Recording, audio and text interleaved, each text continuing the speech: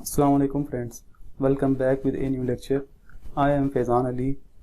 तो चले बढ़ते हैं अपने टॉपिक की तरफ।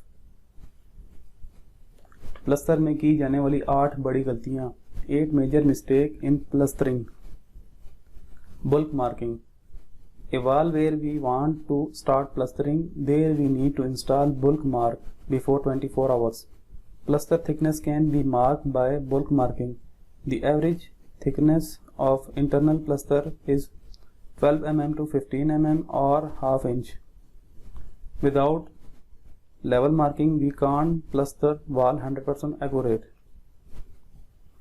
जिस दीवार पर प्लस्तर स्टार्ट करना हो उस दीवार पर 24 घंटे पहले बुल्क मार्किंग की जाती है।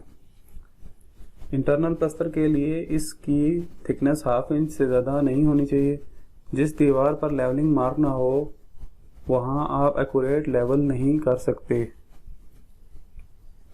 Number 2, rough surface. Brick masonry, the wall surface should not be smooth and groove are clear. Even we have RCC column, we need to do hacking and little chipping. The best time of hacking RCC column when we do de-shuttering after 24 hours. We can easily chip the concrete column. Brick masonry के time wall को बिल्कुल smooth नहीं होना चाहिए बल्कि इसमें groove होने चाहिए।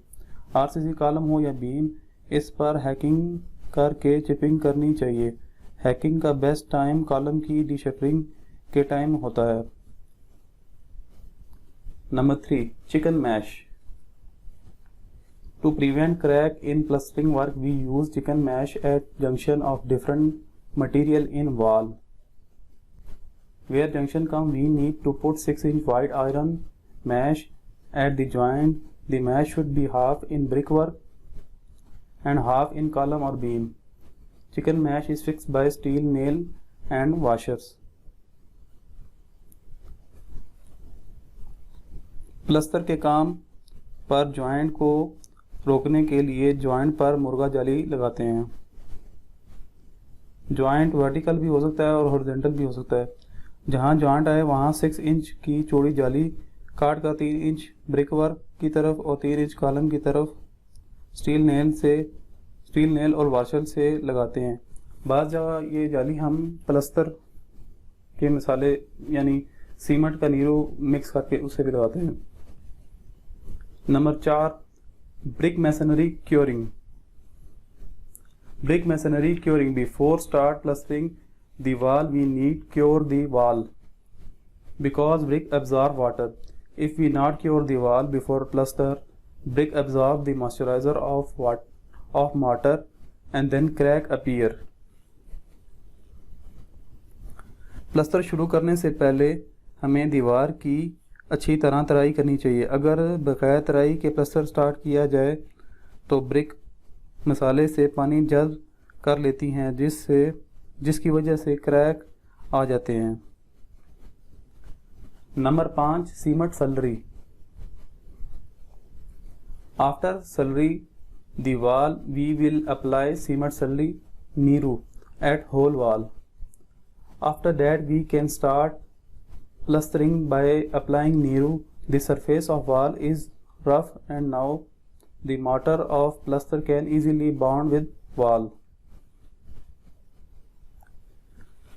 तराई करने के बाद सीमेंट का नीरू दीवार पर अप्लाई करते हैं। नीरू लगाने से प्लस्तर के मसाले का बॉन्ड बन जाता है। Number 6, mortar ratio. For internal plaster we use 1/6।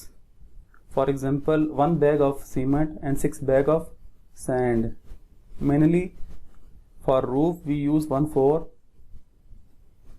For example 1 bag for cement and 4 bag for sand.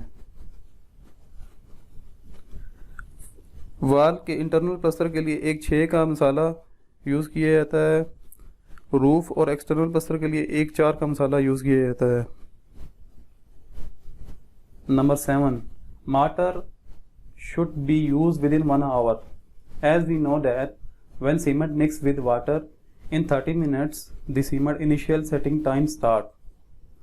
Mostly labor they make motor for whole day in one time. It's the big reason for cracks.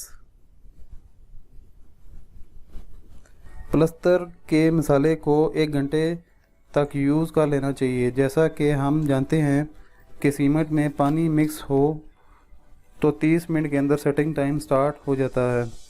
असल में मसाला पुराना labour के लिए मुश्किल है, पर इससे प्लस्तर की स्ट्रेंथ में काफ़ी इजाफा हो जाता है। Number 8, curing plaster. It's advised to cure wall for 7 to 10 days because it's increase the strength of plaster. Mostly engineers, supervisor, contractor are not noticed that point, and it's major reason for crack. ये एक मशवरा है कि आप अपने प्लस्तर की curing की तराई 7 से 10 दिन तक करें। इससे प्लस्तर की स्ट्रेंथ में इजाफा हो जाएगा।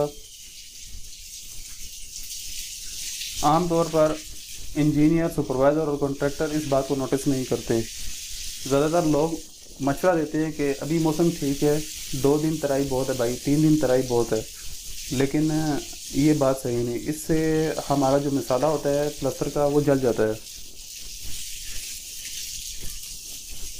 अगर आपको ये वीडियो पसंद आई है तो वीडियो को लाइक करें। अगर आप इस चैनल पर न्यू हैं तो सब्सक्राइब करें। जज़ाकल्लाह।